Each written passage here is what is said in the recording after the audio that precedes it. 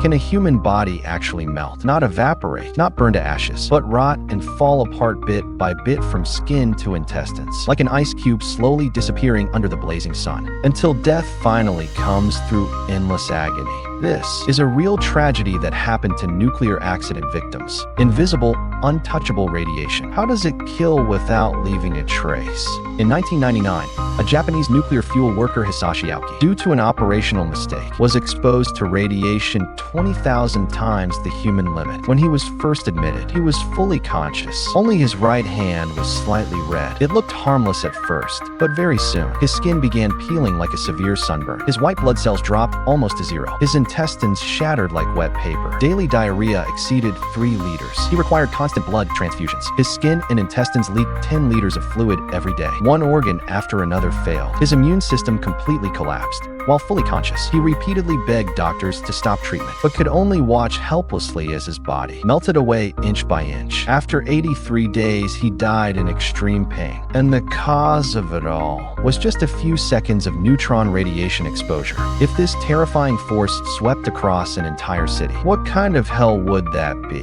At dawn on April 26, 1986, Chernobyl reactor number 4 exploded. A 1,200-ton reactor lid was blown straight into the air, releasing radiation equivalent to 400 Hiroshima bombs into the atmosphere, creating the worst level 7 nuclear disaster in history. The first firefighters rushed to the scene. With no protection at all, they charged into flames far beyond lethal radiation levels, fighting nuclear fire with their own bodies. They stopped the flames from spreading to reactor number 3. Among the 108 responders, 28 died within 3 months from acute radiation sickness. They gave their lives to prevent a far greater disaster. But the crisis was far from over. 1,200 tons of nuclear fuel beneath the reactor were still burning at temperatures over 3,000 degrees. Radioactive dust kept spreading with the wind. 15 hours after the explosion, radiation levels in the city spiked to 600,000 times normal. The Soviet Chemical Defense Commander Pikolov drove into the core zone at great risk to obtain critical data, providing the foundation for further rescue efforts.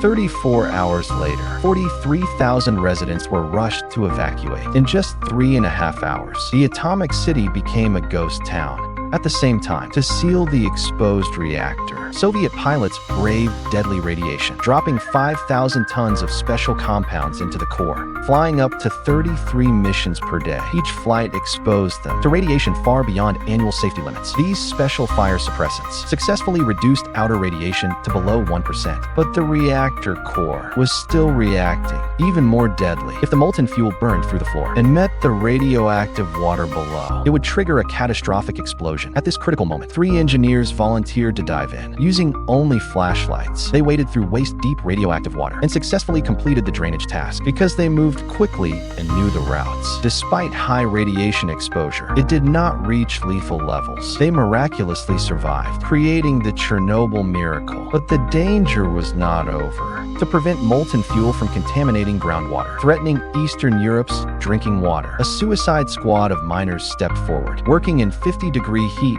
and oxygen-starved tunnels. With no protective gear, armed only with shovels and willpower, they worked shifts for 15 days straight. They dug a 160-meter tunnel, successfully installing a cooling system, neutralizing the water crisis. With that, the rescue entered its final phase. To reduce individual radiation exposure, the Soviet Union mobilized 500,000 soldiers and launching a human wave operation within the 30-kilometer core zone. Heavy machinery buried radioactive waste. Helicopters sprayed adhesive to lock down radioactive dust. 130 dams protected water sources. But the hardest task was clearing graphite debris from the reactor roof. Radiation levels were so high that robots failed instantly. In the end, 3,828 soldiers took the job. Teams of 8 rotated through the work. At peak radiation, each person could stay only 45 seconds. Some even removed their dosimeters, just to help their teammates last longer.